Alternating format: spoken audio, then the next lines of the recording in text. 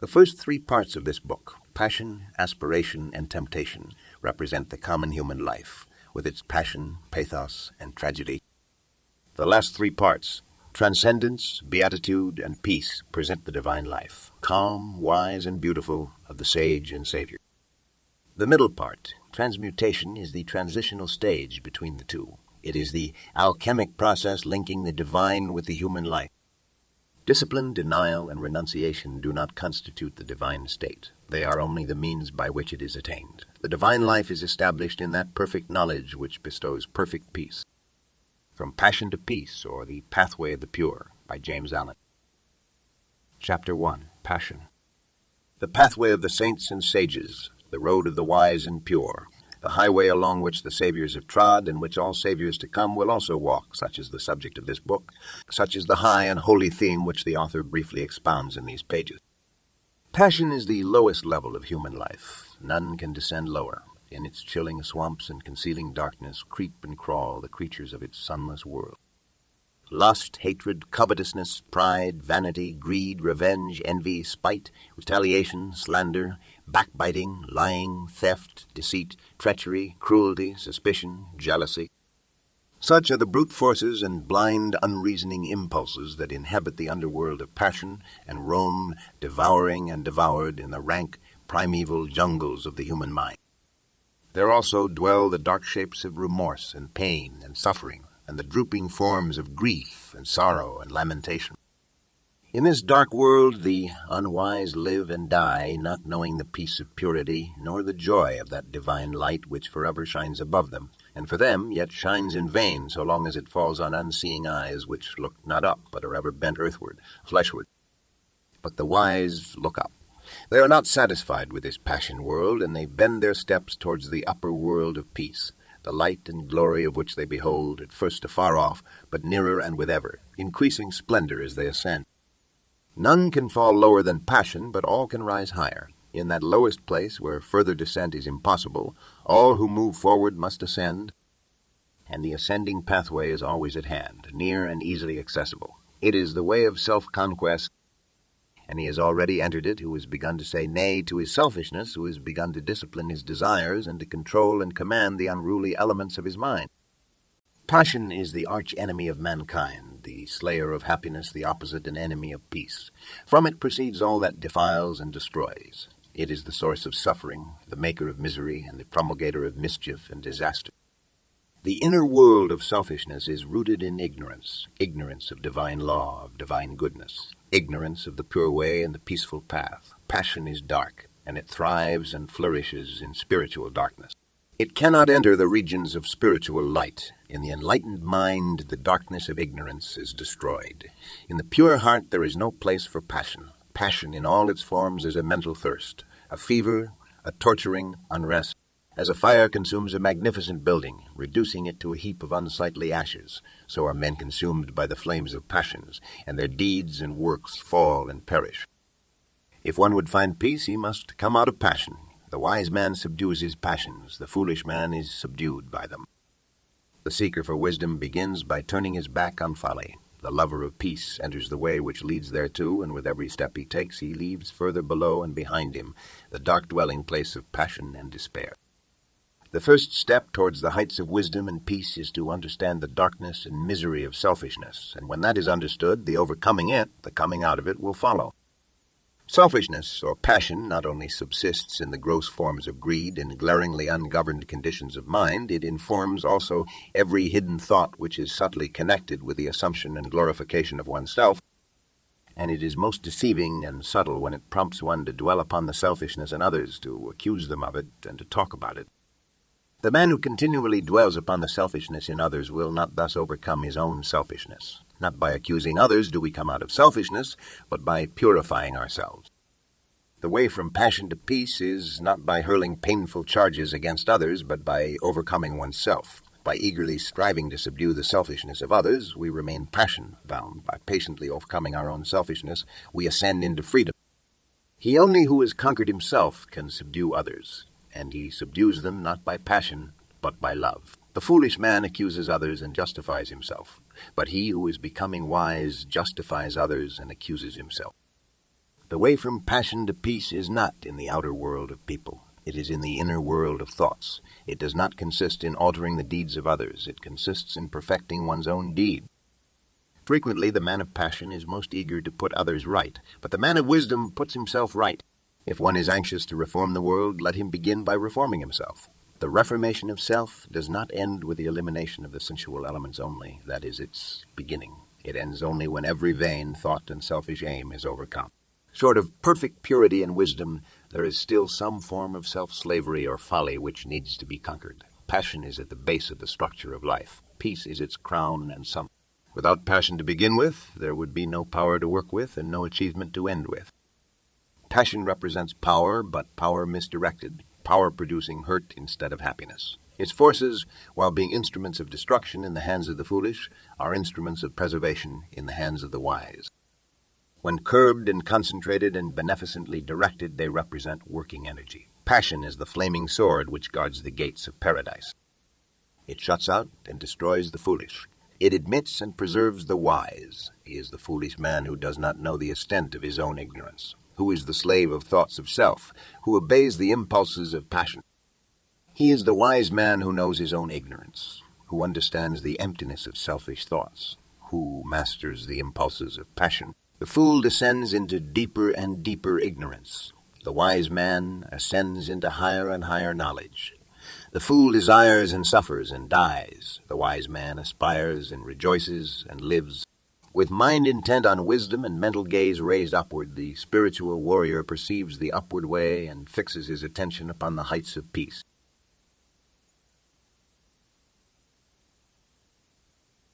Chapter 2. Aspiration. With a clear perception of one's own ignorance comes the desire for enlightenment, and thus in the heart is born aspiration, the rapture of the saints.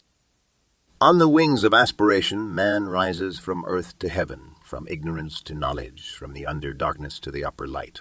Without it, he remains a groveling animal, earthly, sensual, unenlightened, and uninspired. Aspiration is the longing for heavenly things, for righteousness, compassion, purity, love, as distinguished from desire, which is the longing for earthly things, for selfish possessions, personal dominance, low pleasures, and sensual gratification. As a bird deprived of its wings cannot soar, so a man without aspiration cannot rise above his surroundings and become master of his animal inclinations. He is the slave of passions, is subject to others, and is carried hither and thither by the changing current of events. For one to begin to aspire means that he is dissatisfied with his low estate and is aiming at a higher condition. It is a sure sign that he is roused out of his lethargic sleep of animality and has become conscious of nobler attainments and a fuller life. Aspiration makes all things possible. It opens the way to advancement. Even the highest state of perfection conceivable it brings near and makes real and possible. For that which can be conceived can be achieved. Aspiration is the twin angel to inspiration. It unlocks the gates of joy. Singing accompanies soaring. Music, poetry, prophecy, and all high and holy instruments are at last placed in the hands of him whose aspirations flag not, whose spirit does not fail. So long as animal conditions taste sweet to a man, he cannot aspire. He is so far satisfied, but when their sweetness turns to bitterness, then in his sorrow he thinks of nobler things. When he is deprived of earthly joy, he aspires to the joy which is heavenly. It is when impurity turns to suffering that purity is sought. Truly aspiration rises, phoenix-like, from the dead ashes of repentance, but on its powerful pinions man can reach the heaven of heavens. The man of aspiration has entered the way which ends in peace, and surely he will reach that end if he stays not nor turns back. If he constantly renews his mind with glimpses of the heavenly vision, he will reach the heavenly state. Man attains in the measure that he aspires. His longing to be is the gauge of what he can be. To fix the mind is to foreordain the achievement. As men can experience and know all low things, so he can experience and know all high things. As he has become human, so he can become divine. The turning of the mind in high and divine directions is the sole and needful task. What is impurity but the impure thoughts of the thinker? What is purity but the pure thoughts of the thinker? One man does not do the thinking of another. Each man is pure or impure of himself alone. If a man thinks it is through others or circumstances or heredity that I am impure, how can he hope to overcome his errors? Such a thought will check all holy aspirations and bind him to the slavery of passion. When a man fully perceives that his errors and impurities are his own, that they are generated and fostered by himself, that he alone is responsible for them, then he will aspire to overcome them. The way of attainment will be opened up to him, and he will see whence and whither he is traveling. The man of passion sees no straight path before him, and behind him all is fog and gloom. He seizes the pleasure of the moment and does not strive for understanding nor think of wisdom. His is confused, turbulent, troubled, and his heart is far from peace. The man of aspiration sees before him the pathway up the heavenly heights, and behind him are the circuitous routes of passion, up which he has hitherto blindly groped. Striving for understanding, with his mind set on wisdom, his way is clear, and his heart already feels a foretaste of the final peace. Men of passion strive mightily to achieve little things, things which speedily perish, and in the place where they were, leave nothing to be remembered. Men of aspiration strive with equal might to achieve great things, things of virtue, of knowledge, of wisdom, which do not perish, but stand as monuments of inspiration for the upliftment of mankind. As the merchant achieves worldly success by persistent exertion, so the saint achieves spiritual success by aspiration and endeavor. One becomes a merchant, the other a saint, by the particular direction in which his mental energy is guided. When the rapture of aspiration touches the mind, it at once refines it, and the dross of its impurities begins to fall away. Yea, while aspiration holds the mind, no impurity can enter it, for the impurity can enter it, for the impure and the pure cannot at the same moment occupy the thought. But the effort of aspiration is at first spasmodic and short-lived. The mind falls back into its habitual error, and effort must be constantly renewed. The lover of the pure life renews his mind daily with the invigorating glow of aspiration. He rises early and fortifies his mind with strong thoughts and strenuous endeavor. He knows that the mind is of such a nature that it cannot remain for a moment unoccupied, and that if it is not held and guided by high thoughts and pure aspirations, it will assuredly be enslaved and misguided by low thoughts and base desires. Aspiration can be fed, fostered, and strengthened by daily habit, just as is desire. It can be sought and admitted into the mind as a divine guide, or it can be neglected and shut out. To retire for a short time each day to some quiet spot, preferably in the open air, and there call up the energies of the mind in surging waves of holy rapture, is to prepare the mind for great spiritual victories and destinies of divine import. For such rapture is the preparation for wisdom and the prelude to peace. Before the mind can contemplate pure things, it must be lifted up to them, it must rise above impure things. And aspiration is the instrument by which this is accomplished. By its aid, the mind soars swiftly and surely into heavenly places and begins to experience divine things, begins to accumulate wisdom and to learn to guide itself by an ever-increasing measure of the divine light of pure knowledge, to thirst for righteousness, to hunger for the pure life, to rise in holy rapture on the wings of angelic aspiration. This is the right road to wisdom. This is the right striving for peace. This is the right beginning of the way divine. Chapter 3, Temptation. Aspiration can carry a man into heaven, but to remain there he must learn to conform his entire mind to the heavenly conditions. To this end temptation works. Temptation is the reversion in thought from purity to passion. It is a going back from aspiration to desire. It threatens aspiration until the point is reached where desire is quenched in the waters of pure knowledge and calm thought. In the early stages of aspiration, temptation is subtle and powerful and is regarded as an enemy, but it is only an enemy in the sense that the tempted one is his own enemy. In the sense that it is the revealer of weakness and impurity, it is a friend, a necessary factor in spiritual training. It is indeed an accompaniment of the effort to overcome evil and apprehend good. To be successfully conquered, the evil in a man must come to the surface and present itself, and it is in temptation that the evil hidden in the heart stands revealed and exposed. That which temptation appeals to and arouses is unconquered desire, and temptation will again and again assail and subdue a man until he has lifted himself above the lusting impulses. Temptation is an appeal to the impure. That which is pure cannot be subject to temptation.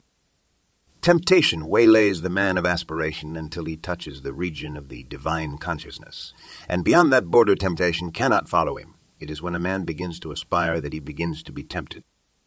Aspiration rouses up all the latent good and evil, in order that the man may be fully revealed to himself, for a man cannot overcome himself unless he fully knows himself. It can scarcely be said of the merely animal man that he is tempted, for the very presence of temptation means that there is a striving for a purer state. Animal desire and gratification is the normal condition of the man who has not yet risen into aspiration. He wishes for nothing more, nothing better than his sensual enjoyments, and is, for the present, satisfied. Such a man cannot be tempted to fall, for he is not yet risen. The presence of aspiration signifies that a man has taken one step, at least, upward, and is therefore capable of being drawn back. And this backward attraction is called temptation. The allurements of temptation subsist in the impure thoughts and downward desires of the heart. The object of temptation is powerless to attract when the heart no longer lusts for it. The stronghold of temptation is within a man, not without. And until a man realizes this, the period of temptation will be protracted. While a man continues to run away from outward objects, under the delusion that temptation subsists entirely in them, and does not attack and purge away his impure imaginings, his temptations will increase, and his falls will be many and grievous. When a man clearly perceives that the evil is within and not without, then his progress will be rapid, his temptations will decrease, and the final overcoming of all temptation will be well within the range of his spiritual vision. Temptation is torment. It is not an abiding condition, but is a passage from a lower condition to a higher. The fullness and perfection of life is bliss, not torment. Temptation accompanies weakness and defeat, but a man is destined for strength and victory. The presence of torment is the signal to rise and conquer. The man of persistent and ever-renewed aspiration does not allow himself to think the temptation cannot be overcome. He is determined to be master of himself. Resignation to evil is an acknowledgment of defeat, signifies that the battle against self is abandoned, that good is denied, that evil is made supreme. As the energetic man of business is not daunted by difficulties, but studies how to overcome them, so the man of ceaseless aspiration is not crushed into submission by temptations, but meditates how he may fortify his mind. For the tempter is like a coward, he only creeps in at weak and unguarded points. The tempted one should study thoughtfully the nature and meaning of temptation, for until it is known, it cannot be overcome. A wise general, before attacking the opposing force, studies the tactics of his enemy. So he who is to overcome temptation must understand how it arises in his own darkness and error, and must study, by introspection and meditation, how to disperse the darkness and supplant error by truth. The stronger a man's passions, the fiercer will be his temptations. The deeper his selfishness, the more subtle his temptations. The more pronounced his vanity, the more flattering and deceptive his temptations. A man must know himself if he is to know truth. He must not shrink from any revelation which will expose his error. On the contrary, he must welcome such revelations as aids to that self-knowledge which is the handmaid of self-conquest. The man who cannot endure to have his errors and shortcomings brought to the surface and made known, but tries to hide them, is unfit to walk the highway of truth. He is not properly equipped to battle with and overcome temptation. He who cannot fearlessly face his lower nature cannot climb the rugged heights of renunciation. Let the tempted one know this, that he himself is both tempter and tempted, that all his enemies are within, that the flatterers which seduce, the taunts which stab, and the flames which burn, all spring from that inner region of ignorance and error in which he has hither lived, and knowing this, let him be assured of complete victory over evil. When he is sorely tempted, let him not mourn therefore, but let him rejoice in that his strength is tried and his weakness exposed.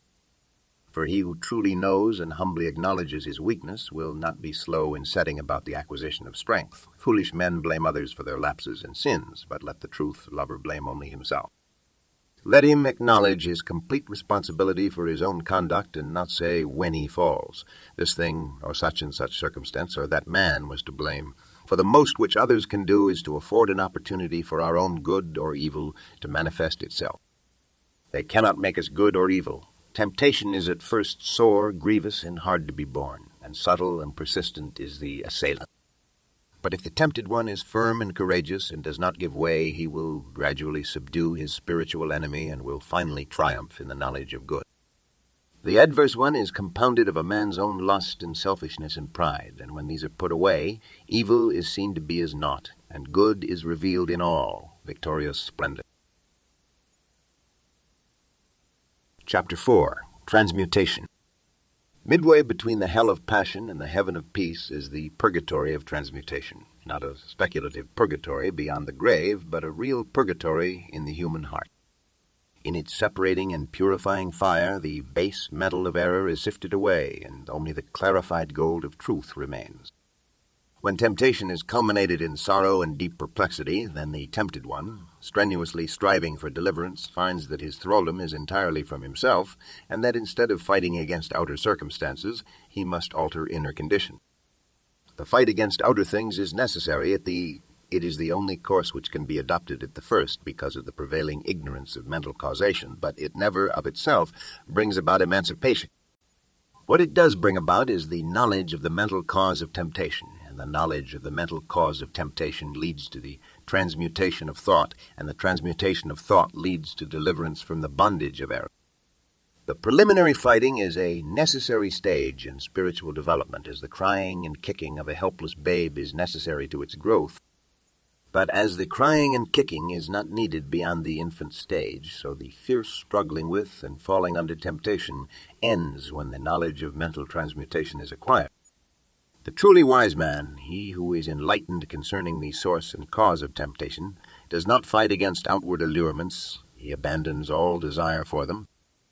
They thus cease to be allurements, and the power of temptation is destroyed at its source. But this abandonment of unholy desire is not a final process. It is the beginning of a regenerative and transforming power which, patiently employed, leads man to the clear and cloudless heights of spiritual enlightenment.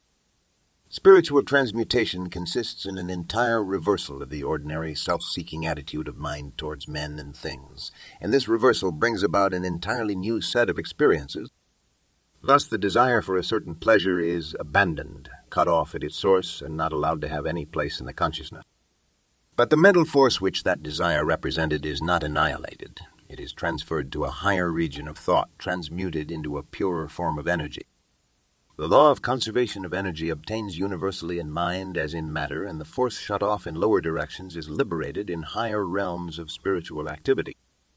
Along the saintly way towards the divine life, the midway region of transmutation is the country of sacrifice. It is the plain of renunciation. Old passions, old desires, old ambitions and thoughts are cast away and abandoned, but only to reappear in some more beautiful, more permanent, more eternally satisfying form. As valuable jewels, long guarded and cherished, are thrown tearfully into the melting pot, yet are remolded into new and more perfect adornments, so the spiritual alchemist, at first loath to part company with long-cherished thoughts and habits, at last gives them up to discover a little later, to his joy, that they have come back to him in the form of new faculties, rarer powers, and purer joys, spiritual jewels, newly burnished, beautiful, and resplendent. In transmuting his mind from evil to good, a man comes to distinguish more and more clearly between error and truth, and so distinguishing, he ceases to be swayed and prompted by outward things and by the actions and attitudes of others. He acts from his knowledge of truth, first acknowledging his errors, and then confronting them with a searching mind and a humble heart, he subdues, conquers, and transmutes them. The early stage of transmutation is painful but brief, for the pain is soon transformed into pure spiritual joy, the brevity of the pain being measured by the intelligence and energy with which the process is pursued. While a man thinks that the cause of his pain is in the attitude of others, he will not pass beyond it, but when he perceives that its cause is in himself, then he will pass beyond it into joy. The unenlightened man allows himself to be disturbed, wounded, and overthrown by what he regards as the wrong attitude of others towards him. This is because the same wrong attitude is in himself. He indeed metes out to them, in return, the same actions, regarding as right in himself that which is wrong in others. Slander is given for slander, is given for slander, hatred, anger for anger. This is the action and reaction of evil. It is the clash of selfishness with selfishness. It is only the self, or selfish elements, within a man that can be aroused by the evil in another. The truth or divine characteristics in a man cannot be approached by that evil, much less can it be disturbed and overthrown by it. It is the conversion, or complete reversal, of this self into truth that constitutes transmutation. The enlightened man has abandoned the delusion that the evil in others has power to hurt and subdue him, and he has grasped the profound truth that he is only overthrown by the evil in himself. He therefore ceases to blame others for his sins and sufferings and applies himself to purifying his own heart. In this reversal of his mental attitude, he transmutes the lower selfish forces into the higher moral attributes. The base ore of error is cast into the fire of sacrifice, and there comes forth the pure gold of truth. Such a man stands firm and unmoved when assailed by outward things. He is self's master, not its slave. He has ceased to identify himself with the impulses of passion and has identified himself with truth. He has overcome evil and has become merged in good. He knows both error and truth. He has abandoned error and brought himself into harmony with truth. He returns good for evil. The more he is assailed by evil from without, the greater is his opportunity of manifesting the good from within. That which supremely differentiates the fool from the wise man is this, that the fool meets passion with passion with passion, hatred with hatred, and returns evil for evil, whereas the wise man meets passion with peace, hatred with love, and returns good for evil. Men inflict sufferings upon themselves through the active instrumentality of their own unpurified nature. They rise into perfect peace in the measure that they purify their hearts. The mental energy which men waste in the pursuance of dark passions is all sufficient to enable them to reach the highest wisdom when it is turned in the right direction. As water, when transmuted into steam, becomes a new, more definite and wide-reaching power, so passion, when transmuted into intellectual and moral force, becomes a new life, a new power for the accomplishment of high and unfailing purposes. Mental forces, like molecular, have their opposite poles or modes of action, and where the negative pole is, there also is the positive. Where ignorance is, wisdom is possible. Where passion abounds, peace awaits. Where there is much suffering, much bliss is near. Sorrow is the negation of joy. Sorrow is the negation of joy. Sin is the opposite of purity. Evil is the denial of good. Where there is an opposite, there is that which is opposed. The adverse evil, in its denial of the good, testifies to its presence. The one thing needful, therefore, is the turning round from the negative to the positive, the conversion of the heart from impure desires to pure aspirations, the transmutation of the passional forces into moral powers. The wise purify their thoughts. They turn from bad deeds and do good deeds. They put error behind them and approach truth. Thus do they rise above the allurements of sin, above the torments of temptation, above the torments of temptation, above the dark world of sorrow, and enter the divine consciousness, the transcendent light. Chapter 5, Transcendence. When a man passes from the dark stage of temptation to the more enlightened stage of transmutation, he has become a saint, namely one who perceives the need of self-purification, who understands the way of self-purification, who has entered that way and is engaged in perfecting himself. But there comes a time in the process of transmutation when, with the decrease of evil and the accumulation of good, there dawns in the mind a new vision, a new consciousness, a new man. And when this is reached, the saint has become a sage. He has passed from the human life to the divine life. He is born again, and there begins for him a new round of experiences. He wields a new round of experiences. He wields a new power. A new universe opens out before his spiritual gaze. This is the stage of transcendence. This I call the transcendent life, when there is no more consciousness of sin, when anxiety and doubt and grief and sorrow are ended, when lust and enmity and anger and envy no more possess the thoughts, when there remains in the mind no vestige of blame towards others for one's own condition, and when all conditions are seen to be good because the result of causes, so that no event can afflict the mind, then transcendence is attained. Then the limited human personality is outgrown, and the divine life is known. Evil is transcended, and good is all, in all. The divine consciousness is not an intensification of the human. It is a new form of consciousness. It springs from the old, but it is not a continuance of it. Born of the lower life of sin and sorrow, after a period of painful travail, it yet transcends that life and has no part in it, as the perfect flower transcends the seed from which it sprang. As passion is the keynote of the self-life, so serenity is the keynote of the transcendent life. Rising into it, man is lifted above inharmony and disturbance. When perfect good is realized and known, not as an opinion or an idea, but as an experience, a possession, then calm vision is acquired and tranquil joy abides through all vicissitude. Transcendent life is ruled not by passions but by principles. It is founded not upon fleeting impulses but upon abiding laws. In its clear atmosphere, the orderly sequence of all things is revealed, so that there is seen to be no room for sorrow, anxiety, or regret. While men are involved in the passions of self, they load themselves with cares and they trouble over many things. And more than all else do they trouble over their own little burdened, pain-stricken personality, being anxious for its fleeting pleasures, for its protection and preservation, and for its protection and preservation, and for its eternal safety and continuance. Now in the life that is wise and good, all this is transcended. Personal interests are replaced by universal purposes, and all cares, troubles, and anxieties concerning the pleasure and fate of the personality are dispelled like the feverish dreams of a night. Passion is blind and ignorant. It sees and knows only its own gratification. Self recognizes no law. Its object is to get and to enjoy. The getting is a graduated scale varying from sensual greed through many subtle vanities up to the desire for a personal heaven or personal immortality. But it is self still. It is the old sensual craving coming out again in a more subtle and deceptive form. It is the longing for some personal delight, along with its accompanying dread lest that delight should be lost forever. In the transcendent state, desire and dread are ended, and the thirst for gain and the fear of loss are things that are no more. For where the universal order is seen, universal good is seen, universal good is seen, and where perennial joy in that good is a normal condition, what is there left to desire, what remains to be? Feared.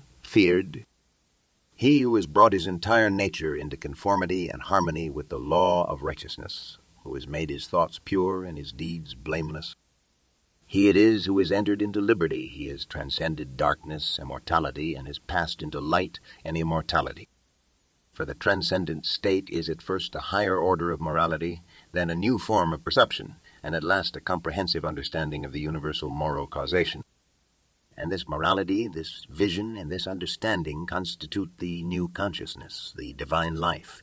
The transcendent man is he who is above and beyond the dominion of self. He has transcended evil and lives in the practice and knowledge of good. He is like a man who, having long looked upon the world with darkened eyes, is now restored to sight and sees things as they are. Evil is an experience and not a power. If it were an independent power in the universe, it could not be transcended by any being. But though not real as a power, it is real as a condition, and experience, for all experience, is of the nature of reality. It is a state of ignorance, of undevelopment, and as such it recedes and disappears before the light of knowledge, as the intellectual ignorance of the child vanishes before the gradually accumulating learning, or as darkness dissolves before the rising light. The painful experiences of evil pass away as the new experiences of good enter into and possess the field of consciousness. And what are the new experiences of good? They are many and beautiful, such as the joyful knowledge of freedom from sin, the absence of remorse, deliverance from all the torments of temptation, ineffable joy in conditions and circumstances which formerly caused deep affliction, imperviousness to hurt by the actions of others, great patience and sweetness of character, serenity of mind under all circumstances, emancipation from doubt, fear, and anxiety, freedom from all dislike, envy, and enmity, with the power to feel and act kindly towards those who see fit to constitute themselves one's enemies or opponents, the divine power to give blessings for curses and to return good for evil, a deep knowledge of the human heart with a perception of its fundamental goodness, insight into the law of moral causation and the mental evolution of beings with a prophetic foresight of the sublime good that awaits humanity, and above all, a glad rejoicing in the limitation and impotency of evil, and in the eternal supremacy and power of good. All these, and the calm, strong, far-reaching life that these imply and contain, are the rich experiences of the transcendent man, along with all the new and varied resources, the vast powers, the quickened abilities, and enlarged capacities that spring to life in the new consciousness. Transcendence is transcendent virtue. Evil and good cannot dwell together, and evil must be abandoned, left behind, and transcended, before good is grasped and known. And when good is practiced and fully comprehended, then all the afflictions of the mind are at an end, for that which is accompanied with pain and sorrow in the consciousness of evil is not so accompanied in the consciousness of good. Whatsoever happens to the good man cannot cause him perplexity or sorrow, for he knows its cause and issue, knows the good which it is ordained to accomplish in himself, and so his mind remains happy and serene. Though the body of the good man be bound, his mind is free. Though it be wounded and in pain, joy and peace abide within his heart.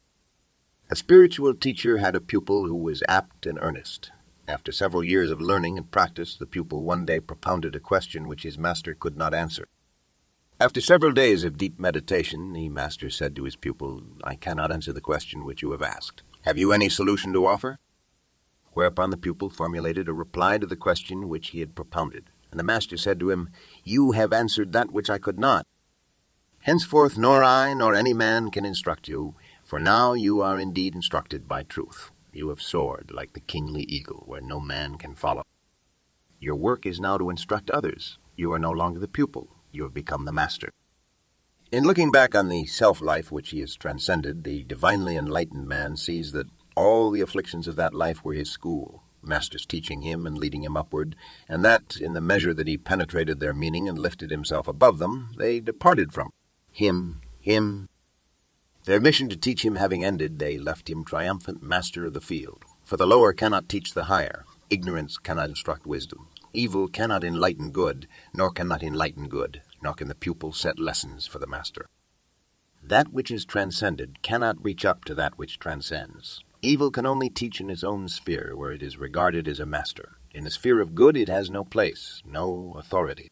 The strong traveler on the high road of truth knows no such thing as resignation to evil. He knows only obedience to good.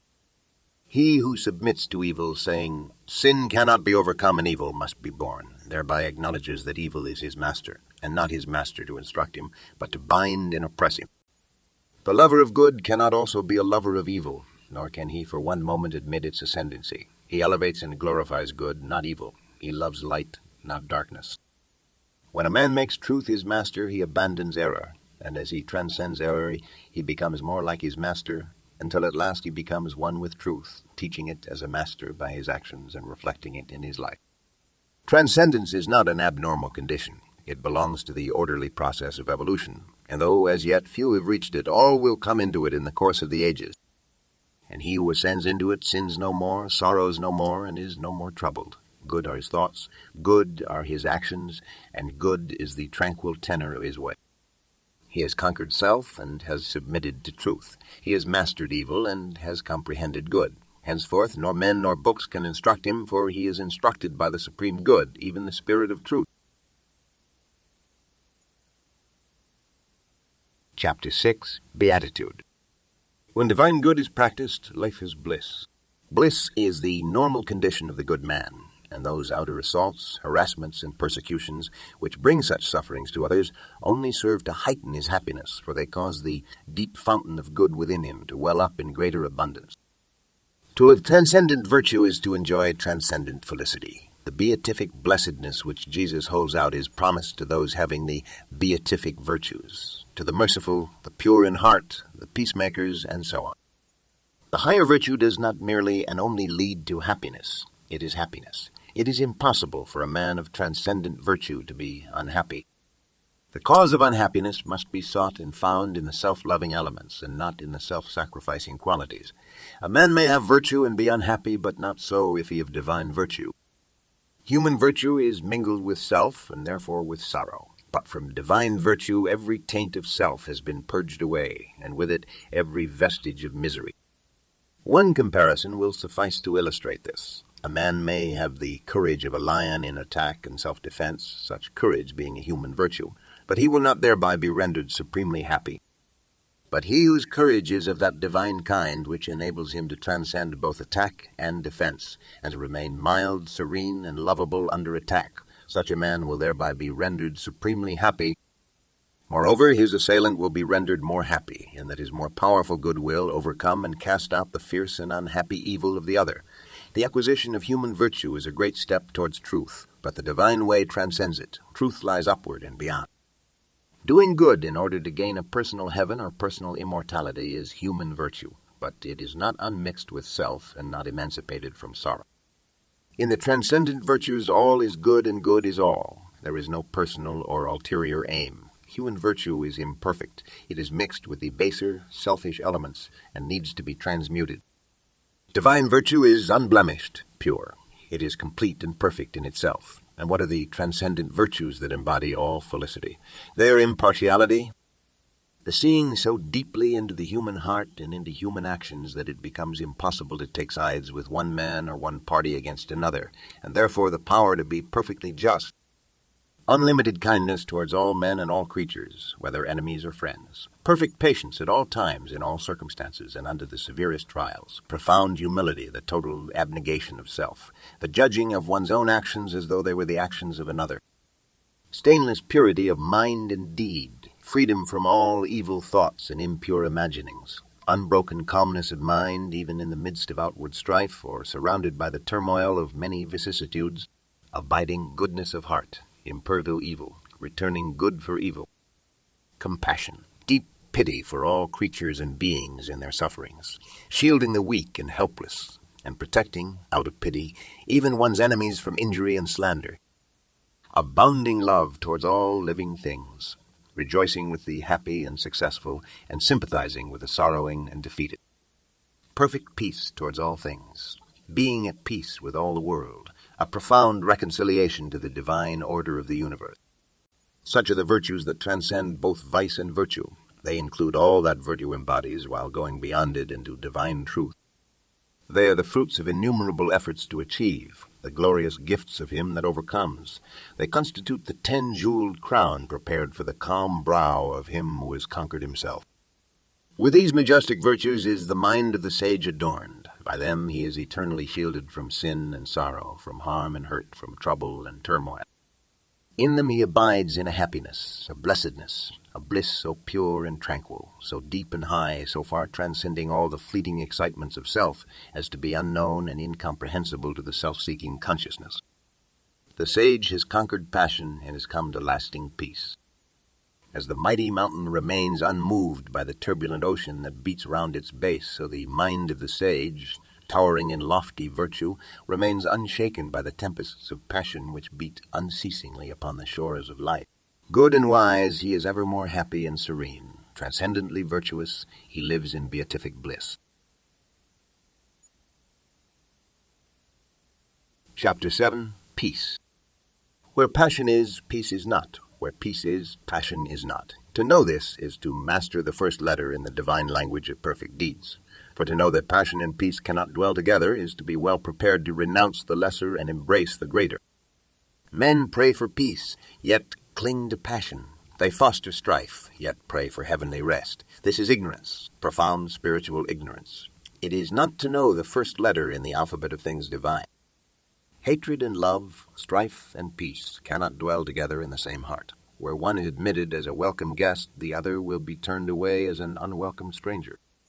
He who despises another will be despised by others. He who opposes his fellow man will himself be resisted. He should not be surprised and mourn that men are divided. He should know that he is propagating strife. He should understand his lack of peace. He is brave who conquers another, but he who conquers himself is supremely noble. He who is victorious over another may in turn be defeated, but he who is victorious over another may in turn be defeated, but he who overcomes himself will never be subdued. By the way of self-conquest is the perfect peace achieved. Man cannot understand it, cannot approach it, until he sees the supreme necessity of turning away from the fierce fighting of things without and entering upon the noble warfare against evils within. He is already on the saintly way who has realized that the enemy of the world is within and not without, that his own ungoverned thoughts are the source of confusion and strife, that his own unchastened desires are the violators of his peace and of the peace of the world. If a man has conquered lust and anger, hatred and pride, selfishness and greed, he has conquered the world. He has slain the enemies of peace, and peace remains with him. Peace does not fight, is not a partisan, has no blatant voice. The triumph of peace is in unassailable silence. He who is overcome by force is not thereby overcome in his heart. He may be a greater enemy than before, but he who is overcome by the spirit of peace is thereby changed at heart. He that was an enemy has become a friend. Force and strife work upon the passions and fears, but love and peace reach and reform the heart. The pure-hearted and wise have peace in their hearts. It enters into their actions. They apply it in their lives. It is more powerful than strife. It conquers where force would fail. Its wings shield the righteous. Under its protection the harmless are not harmed. It affords a secure shelter from the heat of selfish struggle. It is a refuge for the defeated, a tent for the lost, and a temple for the pure. When peace is practiced and possessed and known, then sin and remorse, grasping and disappointment, craving and temptation, desiring and grieving, all the turbulence and torment of the mind are left behind in the dark sphere of self to which they belong and beyond which they cannot go. Beyond where these dark specters move, the radiant plains of divine beatitude bask in eternal light, and to these the traveler on the high and holy way comes in due time. From the binding swamps of passion, through the thorny forests of many vanities, across the arid deserts of doubt and despair, he travels on, not turning back, nor staying his course, but ever moving towards his sublime destination, until at last he comes a meek and lowly, yet strong and radiant conqueror to the beautiful city of peace. End of From Passion to Peace.